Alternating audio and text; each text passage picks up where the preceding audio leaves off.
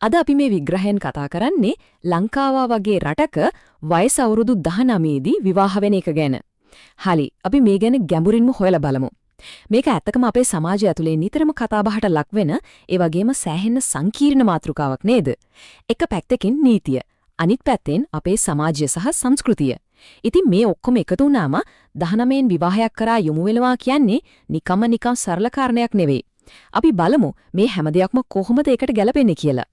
මුලින්ම මේ ඉලක්කම දිහා පොඩ්ඩක් බලන්නකෝ. 18. ලංකාවේ නීතියට අනුව කෙනෙකුට විවාහ වෙන්න පුළුවන් අවම වයස විදිහට සැලකන්නේ අවුරුදු 18යි. ඒ කියන්නේ වයස 19ක් වෙනවා කියන්නේ නීතිය ඉදිරියේ ඒ කෙනා සම්පූර්ණ වැඩිහිටියෙක්. මේක තමයි අපි මේ කාරණේ දිහා බලන මූලිකම සහ වෛශ්වික පදනම වෙන්නේ. ඉතින් මේ தත්ත්වය හැම පැත්තකින්ම හරියටම තේරුම් ගන්න අපි මේ විග්‍රහය ප්‍රධාන කුළුණු 4 ඔස්සේ ගොඩනගනවා. පළවෙනියට නීතිමය தත්ත්වය, ඊළඟට අධ්‍යාපනික සහ ආර්ථික බලපෑම්, තුන්වෙනියට තරුණ මනසක තියෙන මානසික පරිණතභාවය සහ හතරවෙනියට පවුල හා සමාජය.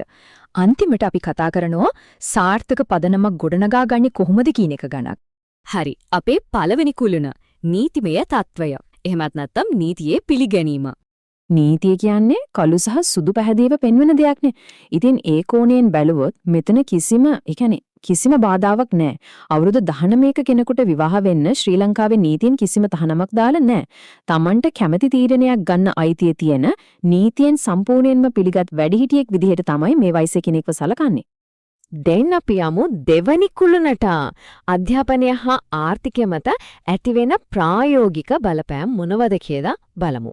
නීතිය කොහොම වුණත් අපේ සැබෑ ජීවිතේ නීතිය වගේ කළු සහ සුදු නැහැනේ. සාමාන්‍යයෙන් අවුරුදු 19ක් කියන්නේ කෙනෙකුගේ ජීවිතේ මොන වගේ කාලයක්ද? ගොඩාක් අයට මේක උසස් පෙළ විභාගය ඉවර කරලා උසස් අධ්‍යාපනයට එමත් නැත්නම් වෘත්තීය පුහුණුවකට යන කාලේ. ඒ කියන්නේ තමන්ගේ අනාගත රැකියාවට වෘත්තියට පදනම දාන තමන්ගේ කුසලතා ගොඩනගා ගන්න තියෙන තීරණාත්මකම කාල සීමාව. ඉතින් හිතලා බලන්න මේ වගේ කාලයක විවාහයක් වගේ ලොකු වගකීමක් කරට ගත්තොත් මොකද වෙන්නේ කියලා. අලුත් වගකීම් එක්ක තමන්ගේ අධ්‍යාපන වැඩ කටයුතු අතරමඟ නවතින්න නැත්නම් මේකට තියෙන අවධානය ගොඩක් දුරට අඩු වෙන්න ඉඩ තියෙනවා. අනික තනිවම ජීවත් වෙන්න තරම් ස්ථාවර ආදායමක් මේ වයසේදී අපේ රටේ ගොඩක් දෙනෙකුට නැහැ. ස්ථාවර ආදායමක් නැතුව මේ වගේ ගමනක් පටන් ගත්තොත් අනාගතයේදී ඊටාම දැඩි ආර්ථික පීඩනයකට මුහුණ දෙන්න වෙනවා කියන එක අපිට යථාර්ථවාදීව තේරුම් ගන්නම උනි. හරි, අපේ තුන්වෙනි කුළුණ මානසික පරිණතභාවය සහ මේ තරුණ මනසේ ස්වභාවය. අපි මේක තව ටිකක් ගැඹුරින් බැලුවොත් ඇත්තටම මානසික පරිණතභාවය කියන්නේ මොකක්ද? විද්‍යාත්මකව සහ මනෝවිද්‍යාත්මකව බැලුවොත් අවුරුදු 19ක කෙනෙකුගේ මොළයේ වර්ධනය විශේෂයෙන්ම අර සංකීර්ණ තීරණ ගැනීමේ හැකියාව තවමත් තියෙන්නේ සක්‍රියව වර්ධනය වෙමින් පවතින තත්යක. ඒ කියන්නේ මුළු ජීවිත කාලෙටම බලපාන මේ වගේ දැවැන්ත වගකීමක් දරා ගන්න තරම් ඒ මනස තාම සම්පූර්ණයෙන්ම සකසලා ඉවර නැහැ. දැන් මේකේ නිතාම අපූර්වවට පැහැදිලි කරලා දෙනවා කොම්මද කාලයත් එක්ක අපේ අදහස් වෙනස් වෙන්නේ කියලා. බලන්න, වයස 19 දී ආදරය ගැන දකින්න විදිහයි, තමන්ගේ ජීවිතේට ඕනේ මොනවද කියන එක ගැන තියෙන අදහසයි අවුරුදු 25ක් විතර වෙද්දි කොච්චර වෙනස් වෙනවද? සම්පූර්ණයෙන්ම කනපිට ගැහෙන්න පුළුවන්. ඒ කියන්නේ ගත වෙන අවුරුදු 6 ඇතුළත කෙනෙකුගේ ජීවිතය ගැන තියෙන දැක්ම, අවශ්‍යතා සහ ප්‍රමුඛතාවයන් පුදුමාකාර විදිහට පුළුල් වෙනවා. ඉතින් විවාහයක් වගේ මේ තරම් බැරෑරුම් කාරණයකට ඇතුළත් වෙන්න මනස හරියට සූදානම් වෙලා හිටියේ නැත්නම් අනාගතයේදී ඒ තීරණය ගැන ලොකුවට පසුතැවිලි වෙන්න සිද්ධ වෙන්න ඉඩ තියෙනවා. විවාහයේ වගකීම් කියන්නේ සෙල්ලමක් නෙවෙයිනේ. ඒවා බොහොම බරපතල දිගුකාලීන දේවල්.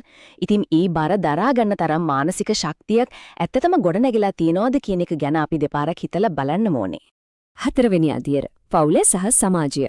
දැන් මේ ස්ලයිඩ් එකේ තියෙන වඩාත්ම සිත්ගන්නාසුළු කාරණේ තමයි මෙතන තියෙන සමාජීය බලපෑම. ශ්‍රී ලංකාව වගේ රටක සමාජීය සහ සංස්කෘතික පසුබිම දිහා බැලුවම අවුරුදු 19න් කසාද බඳිනවා කියන එක අපේ සමාජයේ බොහෝ දෙනෙක් දකින්නේ හරිම ඉක්මන් වැඩි තීරණයක් විදිහටයි. ඒක තමයි අපේ ඇත්තම සමාජීය යථාර්ථය.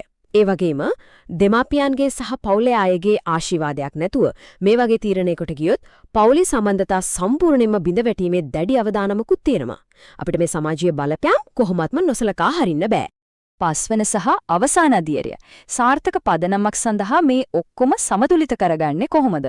එක පැත්තකින් නීතියෙන් ලැබෙන අයිතිය තියෙනවා, අනිත් පැත්තෙන් අධ්‍යාපනය, ආර්ථික ස්ථාවරත්වය සහ පෞද්ගලික නිදහස වගේ ප්‍රායෝගික දේවල් තියෙනවා. ඉතින් මෙතන තියෙන වැදගත්ම කාරණය වෙන්නේ මේකයි. මොහොතේ හැඟීමට ආවේගශීලීව තීරණයක් ගන්නවට වඩා තවත් අවුරුදු කිහිපයක් ඉවිස්සීමෙන් තමන්ගේ අනාගතය ගොඩනගා ගන්න එක අනාගතයේදී වඩාත් සාර්ථක විවාහ ජීවිතයකට ශක්තිමත් පදනමක් සපයනවා. මේක තමයි මේ සියලුම කරුණු අධ්‍යයනය කළාම අපිට උකහා ගන්න පුළුවන් ප්‍රධානතම පණිවිඩය. අද අපි මේ කරපු විග්‍රහය අවසන් කරද්දී මේ ප්‍රශ්න දෙක ගැනත් පොඩ්ඩක් හිතලා බලන්න.